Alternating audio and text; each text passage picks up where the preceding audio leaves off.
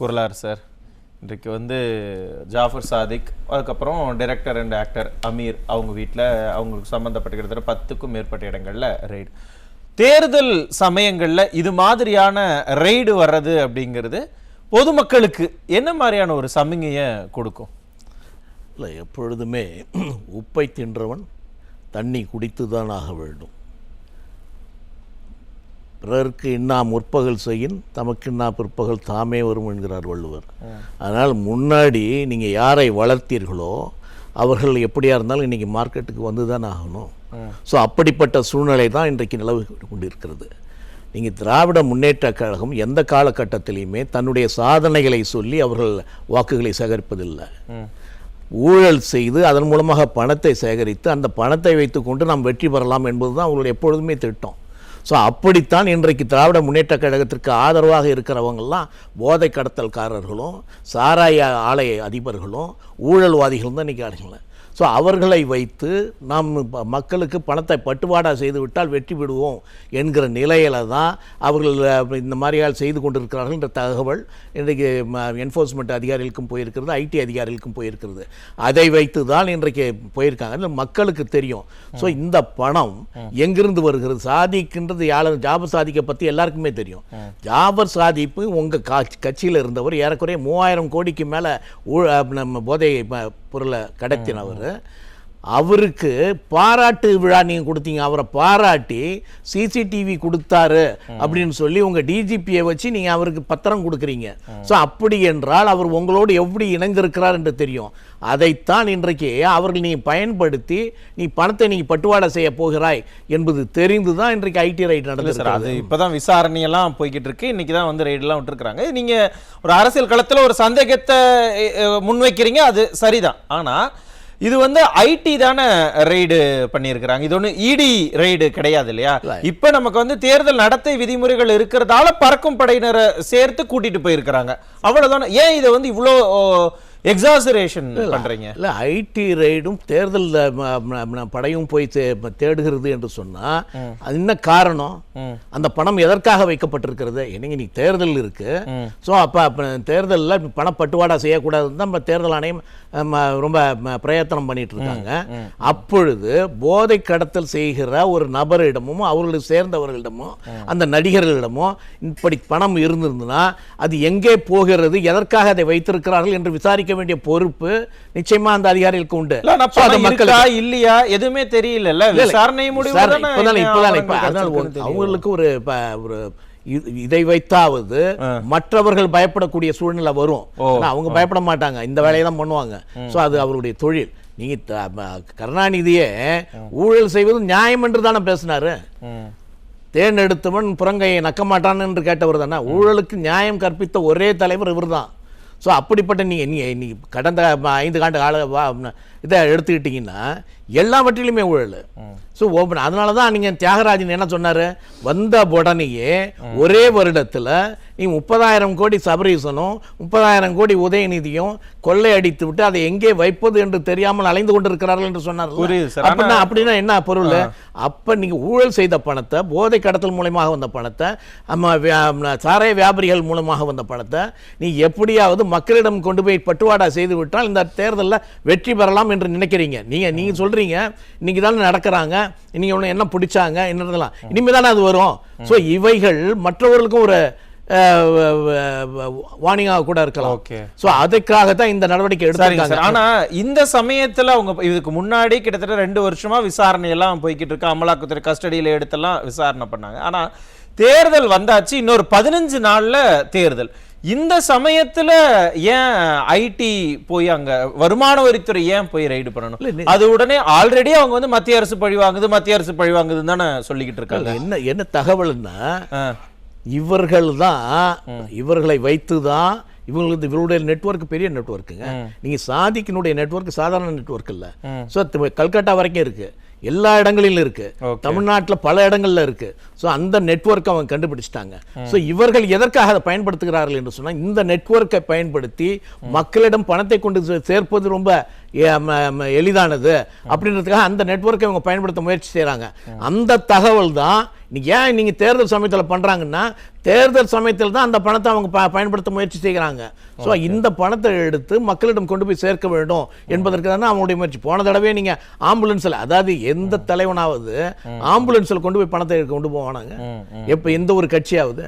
எப்பேற்பட்ட ஒரு மோசமான செயல் அது. ஸோ அதை எடுத்து போனவர்கள் தானே இவங்க. ஸோ அதனால தான் என்ன சொல்றேன், இவருடைய வரலாறு ஊழல் செய்து அந்த பணத்தை கொடுத்து மக்களை ஏமாற்றி நீங்க வாக்குகளை பெற வேண்டும். இந்த இடம் தான் இப்ப நீங்க ஒரு விஷயத்தை கனெக்ட் பண்றீங்கல்ல, அவர் வந்து மெத்தமெட்டமென் கடத்தினாரு அப்படின்னு இடி விசாரணை எல்லாம் அங்க நடந்துகிட்டு இருக்கு ஒரு பக்கம். இந்த பக்கம் என்னன்னா ஐடி ரெய்டு நடக்குது. இதை வந்து நீங்க கனெக்ட் பண்ணி திமுகவுக்கு ஒரு காசு கொடுக்குறாரு, ஓட்டுக்கு காசு கொடுக்குறாருன்னா ஆல்ரெடி அவங்க திமுக இருந்து அவரை வந்து எடுத்துட்டாங்கல்ல. இல்ல தேர்தல் ஆணையம் அங்க போக வேண்டிய அவசியம் என்னங்க? தேர்தல் ஆணையத்துக்கு என்ன தகவல்? ஸோ பணம் வந்து எப்படி போகிறது மக்களிடம் வந்து? தேர்தல் ஆணையத்தினுடைய கடமை என்ன? தேர்தல் ஆணையம் அவர் அது பணப்பட்டுவாடத்தை தடுக்கணும். பணம் எங்கெங்கெல்லாம் இருக்கிறது, பணம் எப்படி எடுத்து போடப்படுகிறது, அது யாரிடம் கொண்டு போய் சேர்க்கப்படுகிறது, அந்த பணம் யாருடையது? ஸோ இந்த 4 கேள்விகளும் இருக்கு. ஸோ அதை செய்வது தான் தேர்தல் ஆணையத்தினுடைய கடமை. அதனால தான் தேர்தல் ஆணையம் இன்றைக்கு இப்போ ஐடியோட போயிருக்காங்க. ஸோ அப்படி போகும்பொழுது அதுல என்ன எவிடன்ஸ்? நீங்க துரைமுருகன் வீட்டுல பிடிக்கும் போது 21 கோடி பிடிச்சாங்க தேர்தல் சமயத்துல.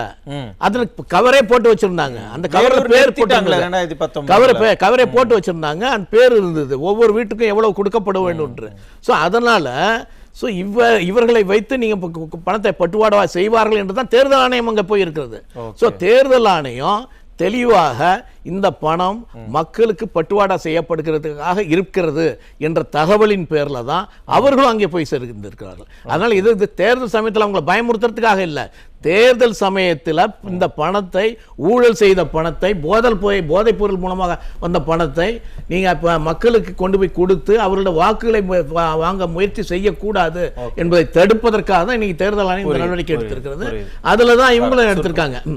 அதனால நான் என்ன சொல்றேன்னா, இவர்கள் நீங்க அறப்போர் இயக்கம் எல்லா இவங்க என்னென்ன ஊழல் செய்தாங்கன்னு நீங்க ராம்சார் இயக்கத்தில் 2000 வீடுகளை கட்டும் பொழுது எவ்வளவு ஏகம்னால இவங்க என்ன பண்ணியிருக்காங்க அப்படின்னு சொன்னா, இபியில் எலக்ட்ரிசிட்டி போர்டில் டிரான்ஸ்ஃபார்மர் வாங்கினால் எவ்வளவு ஊழல் நடந்திருக்கிறது, 400 கோடிக்கு மேலே ஊழல் நடந்திருக்கிறது என்று சொல்கிறார்கள்.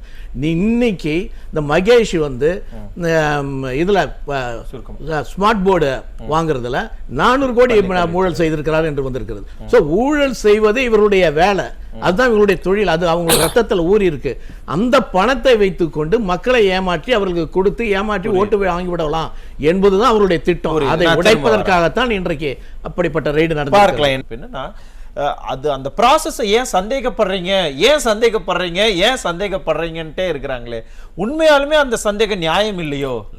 அதை ஒன்று தெரிஞ்சு, திராவிட முன்னேற்ற கழகம் எந்த காலகட்டத்திலையும் நேர்மையாக தேர்தலை சந்தித்தது கிடையாது.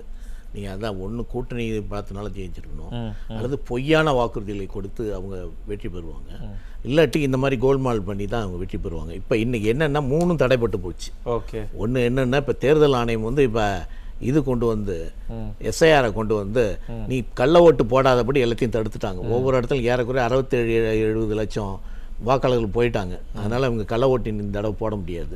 ஸோ அது அவங்களால தடைபட்டு விட்டது. ஸோ அடுத்தது பொய்யான வாக்குறுதிகளை கொடுத்து ஏமாற்றி ஓட்டு வாங்குவாங்க.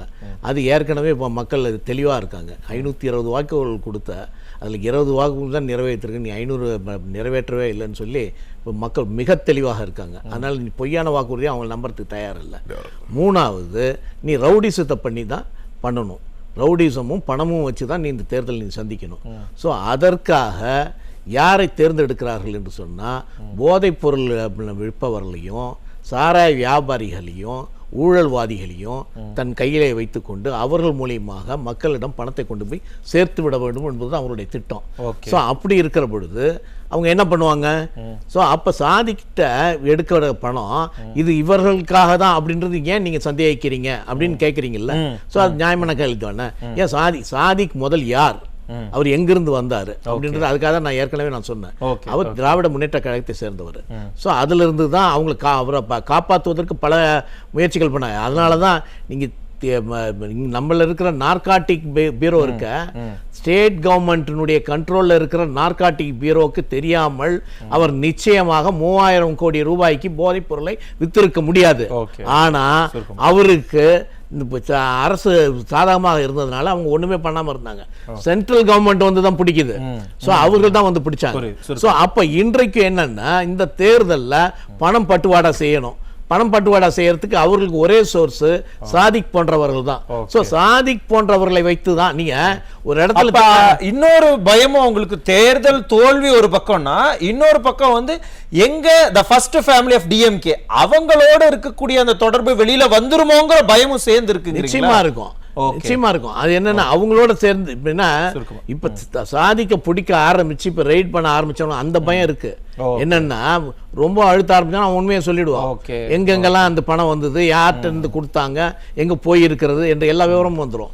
ஸோ அப்படிப்பட்ட சூழ்நிலையில தான் இன்னைக்கு ரைடு நடந்திருக்கிறது. அதனால மக்கள் என்ன நினைக்கிறீங்க, நீங்க முன்ன மாதிரி மக்களை ஏமாற்ற முடியாது.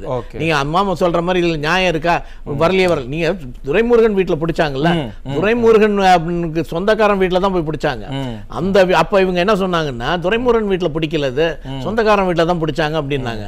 அதன் பிறகு 2 நாள் கழிச்சு தான் துரைமுருகனுடைய லிஸ்ட்ல யார் யார் வீட்டுக்கு இந்த பணத்தை பட்டுவாடா பண்ணணும் அவங்க பேர் எழுதி வச்சிருந்தாங்க. அப்ப 4 நாள்ல தெரிஞ்சிருக்கு. நிச்சயமா எல்லாரும் அவங்க தான் சொன்னாங்க விசாரணைங்கிறாங்க. விசாரணை தெரியுதானே போகுது. நன்றி.